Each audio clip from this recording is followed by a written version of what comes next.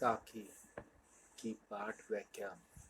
ऐसी बाणी बोलिए मन का आपा खोए, अपना तन शीतल करे औरन को सुख होए।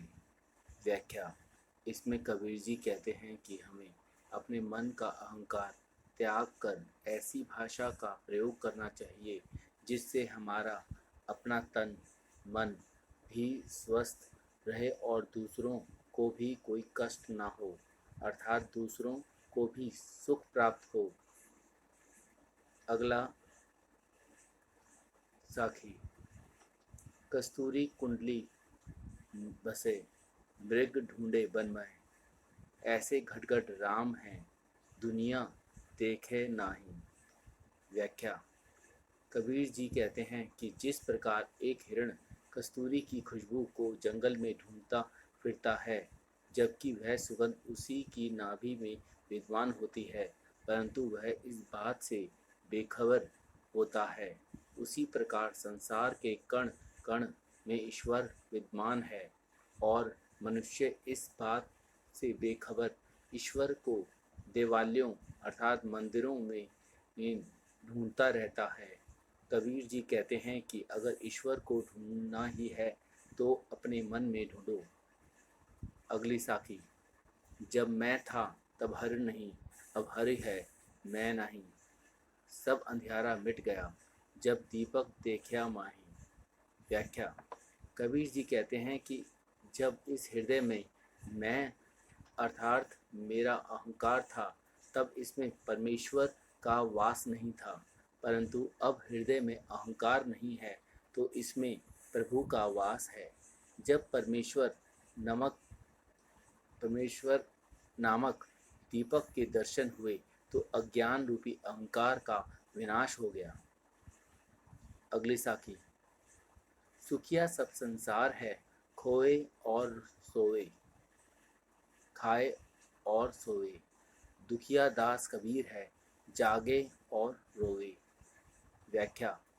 कबीर जी कहते हैं कि संसार के लोग अज्ञान रूपी अंधकार में डूबे हुए हैं, अपनी मृत्यु आदि से भी अनजान सोए हुए हैं। ये सब देख कर कबीर दुखी है और वे रो रहे हैं। वे प्रभु को पाने की आशा में हमेशा चिंता में जागते रहते हैं। अगली साखी। बिरह भुवगम तन बसे, मंत्र ना लागे कोई, राम योगी ना जीवे, जीवे तो बोरा होए। व्याख्या।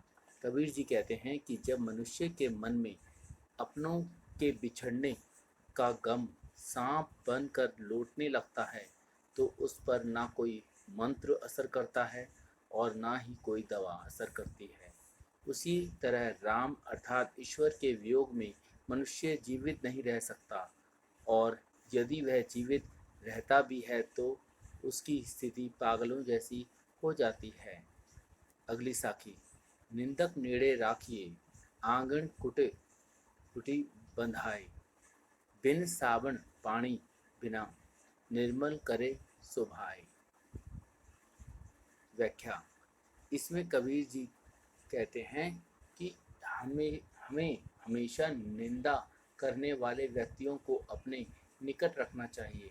हो सके तो अपने आंगन में ही उनके लिए घर बनवा लेना चाहिए, अर्थात हमेशा अपने आसपास ही रखना चाहिए ताकि हम उनके द्वारा बताई गई हमारी गलतियों को सुधार सकें। इसमें हमारा स्वभाव बिना साबुन और पानी की मदद के ही साफ हो जाएगा। अगली साखी।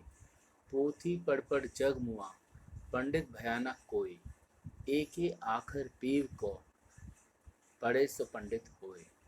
व्याख्या। कबीर जी कहते हैं कि इस संसार में मोटी मोटी पुस्तकें पढ़कर कई मनुष्य मर गए, परंतु कोई भी मनुष्य पंडित नहीं बन सका।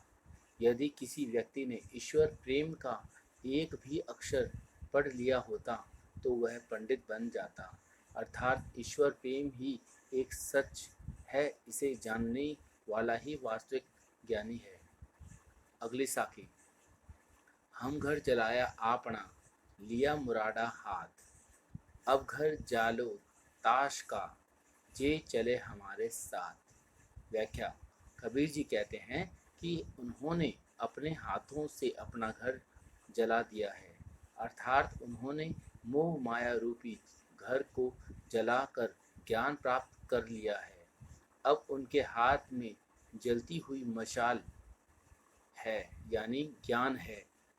अब वे उसका घर जलाएंगे जो उनके साथ चलना चाहता है, अर्थात उसे भी मोह माया से मुक्त होना होगा, जो ज्ञान प्राप्त करना चाहता है। धन्यवाद।